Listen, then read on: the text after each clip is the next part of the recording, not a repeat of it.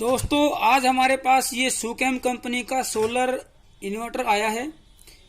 Brainy S करके इसका नाम है, brainy S static solar UPS. दोस्तों स्टैटिक जो शब्द यूज किया गया है वो सिर्फ इसलिए यूज किया है क्योंकि इसके अंदर रिले की जगह पे ये आपका एससीआर मॉड्यूल यूज किया गया है। दोस्तों हमने इसकी पीसीबी जो है वो बाहर निकाल ली है। ये पीसीबी है, इसकी पीसीबी दोस्तों हमने बाहर निकाल ली है। पीसीबी में प्रॉब्लम क्या थी दोस्तों, पीसीबी के अंदर मोसफेट इसके बस्ट थे। हमने मोसफेट यहाँ पे चेंज कर दिए। फिलहाल हमने यहाँ पे दो मोसफेट यहाँ पे यूज किए हैं। आप एक मोसफेट लगा के भी इसको चेक कर सकते हैं। बाद में ओके हो जाए तो जितने भी मोसफेट आप यूज करना चाहते हैं या जितने इसमें लगे थे उतने आप यूज करके उनकी पल्स को जो है वेरीफाई कर सकते हैं, दोबारा उनको चेक कर सकते हैं। तो दोस्तों जब ये मोसफेट चलते हैं तो इसकी जो ड्राइवर आईसी है 2110 ये भी खराब होती है। तो हमने यहाँ पे बेस लगा दिया है और बेस लगा के ड्राइवर आईसी यूज किए ताकि हमारे को चेंज करने में आसानी हो जाए। मोसफेट चेंज कर दिए हैं, ड्राइवर आईसियां भी यहाँ पे हमने चेंज कर दी हैं। अब दोस्तों हम क्या करेंगे, इसकी पल्सेस को यहाँ पे चेक करेंगे और उसके बाद इसको स्टेप बाय स्टेप हमने इसको माउंट कैसे करना है, कौन सी वायर कहाँ लगेगी वो भी हम यहाँ पे डिस्कस करेंगे।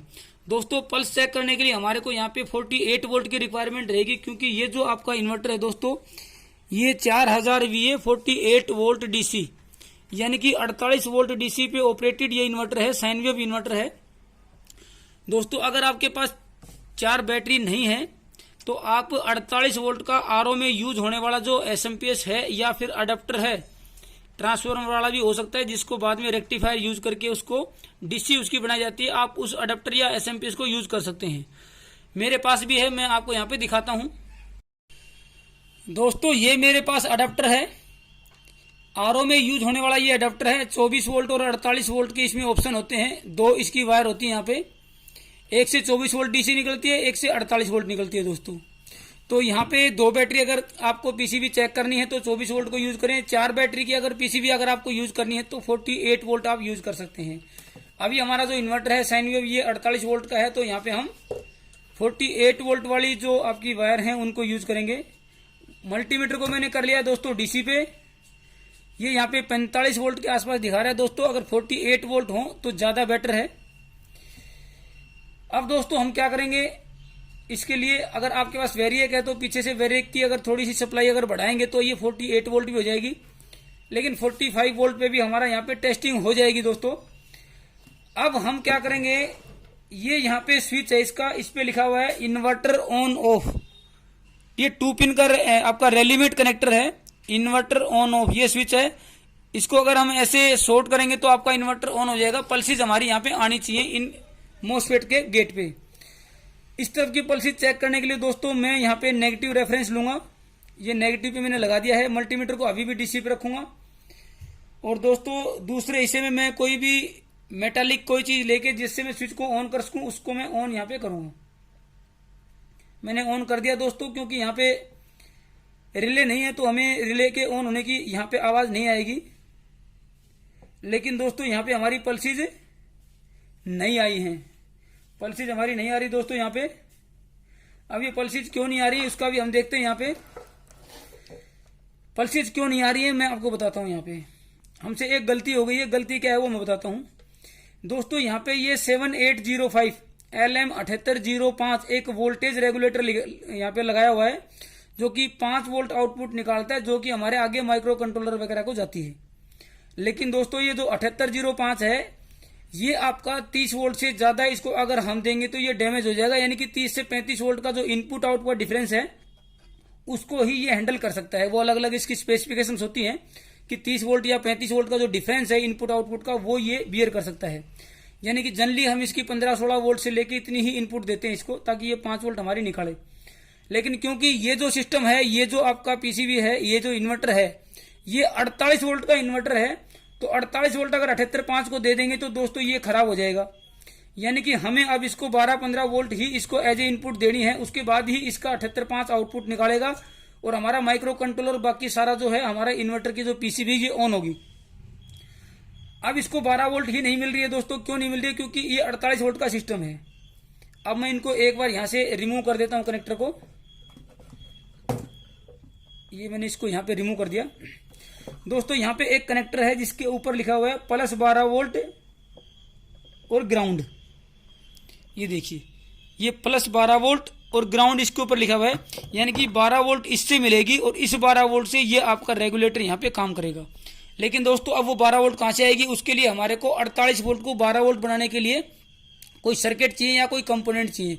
वो होता है दोस्तों आपका डीसी टू डीसी कन्वर्टर, यानी कि एसएमपीएस जिसको हम बोलते हैं, डीसी टू डीसी कन्वर्टर, जो कि आपका कई जगह हमें वोल्टेज को राइज करना होता है, कहीं वोल्टेज को डाउन करना होता है, यानी कि डीसी बूस्ट कन्वर्टर भी होता है और आपका बक कन्वर्टर भी होता है। यहाँ पे हमारे को बक चाहिए, डाउन करना है, तो DC to DC step down converter हमारे को यहाँ पे रिक्वायरमेंट होगी, और वो यहाँ पे इसका लगा हुआ है। देखिए मैं आपको दिखाता हूँ।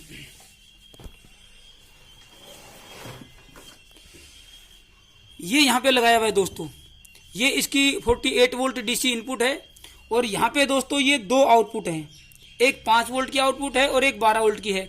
मैं इस पीसीबी को बाहर निकाल लेता हूँ ताकि हमारे को आसानी हो जाए इसको अच्छे तरीके से समझने, और इसका यूज करके ही हम पीसीबी को चेक करेंगे।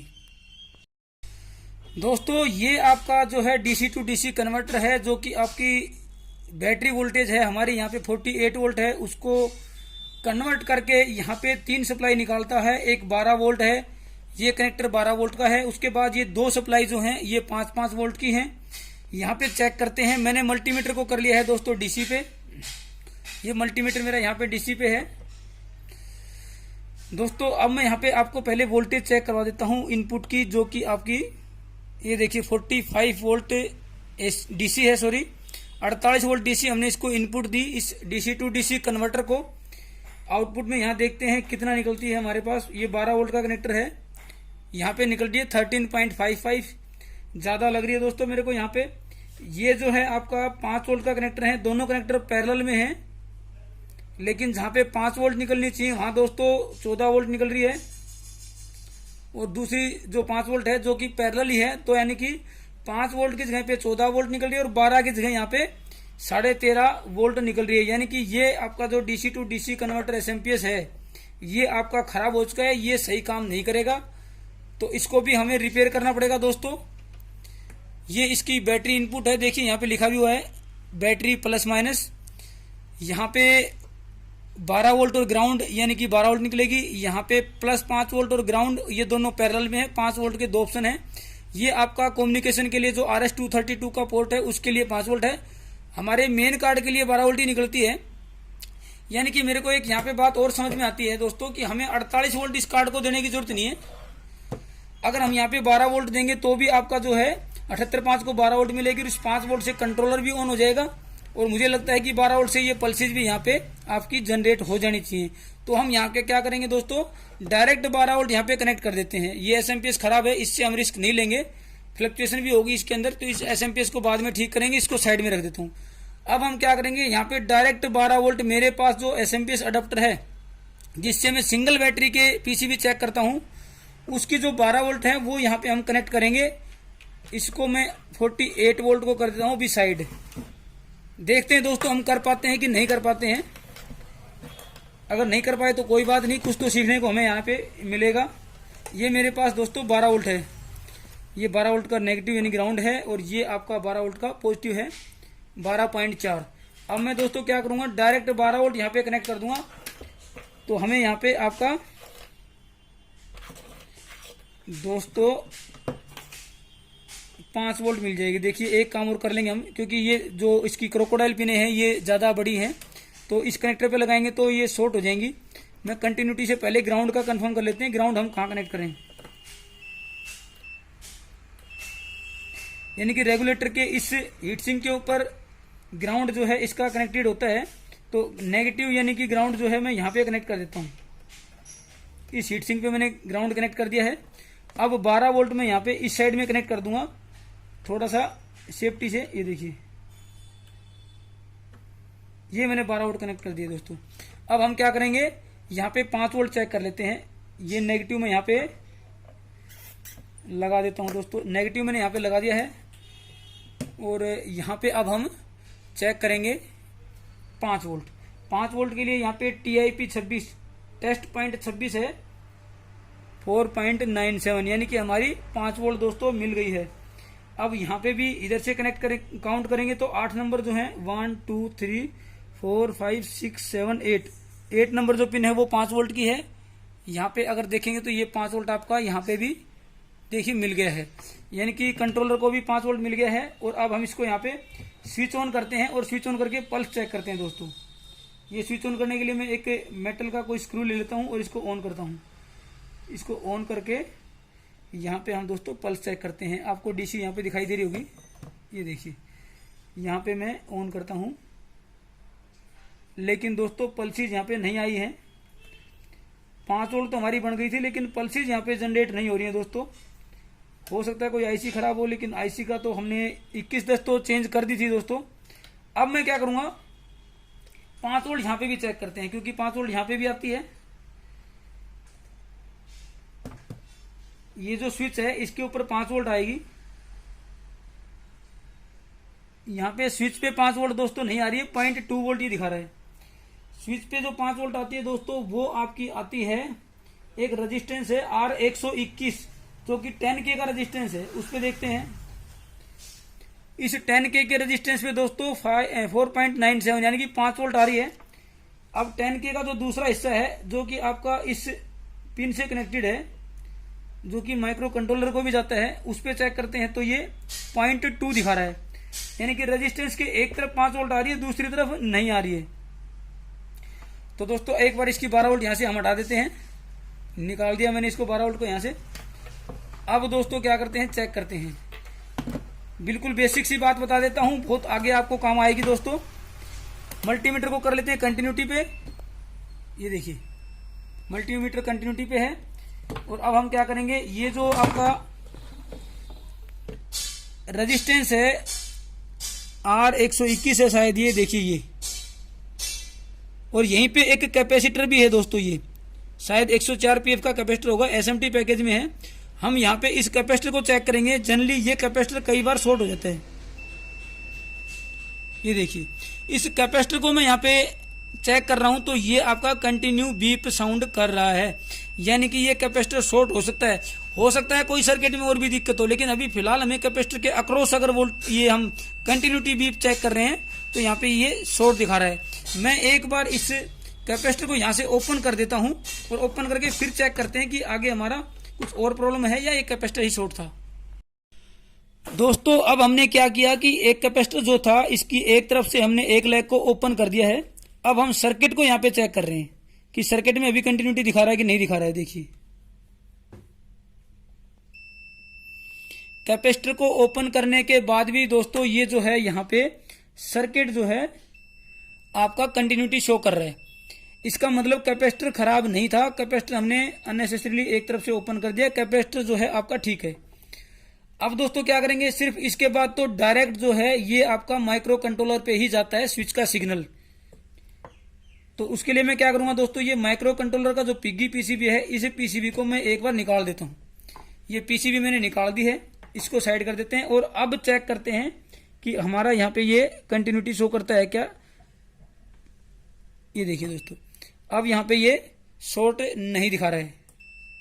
ये अभी मैंने लीड एक दूसरे से टच की, अब ये कैपेसिटर के अक्रॉस मैंने लगा लिया है और अब यहाँ पे ये शॉर्ट नहीं दिखा रहा है। यानी कि दोस्तों हमारी जो प्रॉब्लम है वो इस पीसीबी के अंदर और वो भी इस माइक्रो कंट्रोलर के अंदर है। ये माइक्रो कंट्रोलर की वो पर्टिकुलर स्विच वाली पिन जो है वो शॉर्ट हो गई है।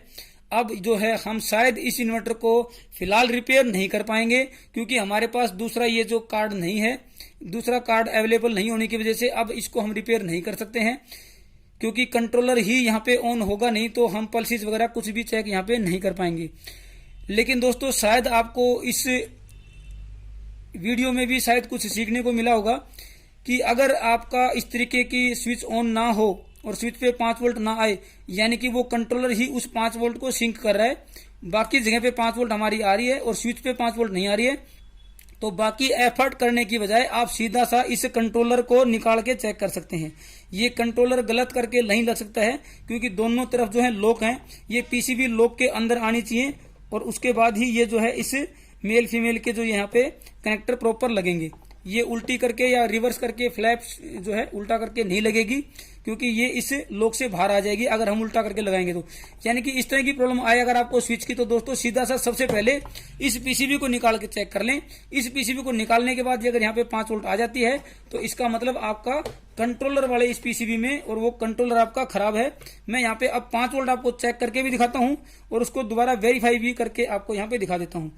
ये मैं 5 वोल्ट यहाँ पे कनेक्ट कर देता हूँ, 5 वोल्ट का ग्राउंड, और ये 12 वोल्ट में दोस्तों यहाँ पे कनेक्ट कर देता हूँ।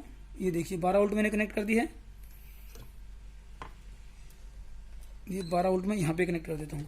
मल्टीमीटर को मैं कर लेता हूँ दोस्तों डीसी पे, और अब यहाँ पे हम चेक करेंगे इसका 5 वोल्ट। देखिए वेरीफाई करेंगे, ये 5 वोल्ट यहाँ पे आ गई है दोस्तों स्विच पे। देखिए मैं यहाँ पे चेक करा रहा हूँ आपको, ये स्विच के ऊपर 5 वोल्ट आ गई है।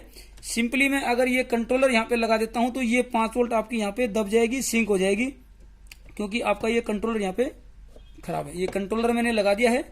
अब इसके बाद चेक करते हैं एज इट इज इसी कंडीशन में। ये देखिए यहाँ पे 5 वोल्ट अब नहीं आ रही है, ये 5 वोल्ट यहाँ पे चली गई है, सिर्फ 0.220 मिली वोल्ट आपकी यहाँ पे आ रही है। यानी कि इसका मतलब दोस्तों क्या हुआ, ये हमारा कंट्रोलर ही खराब था।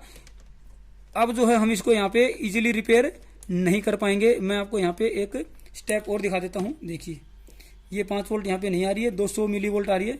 अब मैं इसको रनिंग कंडीशन में ही इस पीसीबी को यहाँ से बाहर निकालता हूँ, और बाहर निकालते ही आपकी देखिए ये 5 वोल्ट यहाँ पे आ गई है। तो दोस्तों क्योंकि मेरे पास ये कंट्रोलर फिलहाल अवेलेबल नहीं है, तो मैं तो इस पीसीबी को, इस इन्वर्टर को यहाँ पे रिपेयर नहीं कर पाऊंगा। कम से कम इस वीडियो में तो मैं आपको करके नहीं दिखा सकता। लेकिन अगर आपके पास कंट्रोलर अवेलेबल है दोस्तों, तो आप इस कंट्रोलर को चेंज करेंगे तो आपका ये पीसीबी यहाँ पे रिपेयर हो गया है। पल्सेज भी आपकी आ जाएंगी, स्विच भी यहाँ पे काम करेगा, और आप इसको अच्छे तरीके से चेक करके इसको माउंट करके इसको रिपेयर कर सकते हैं।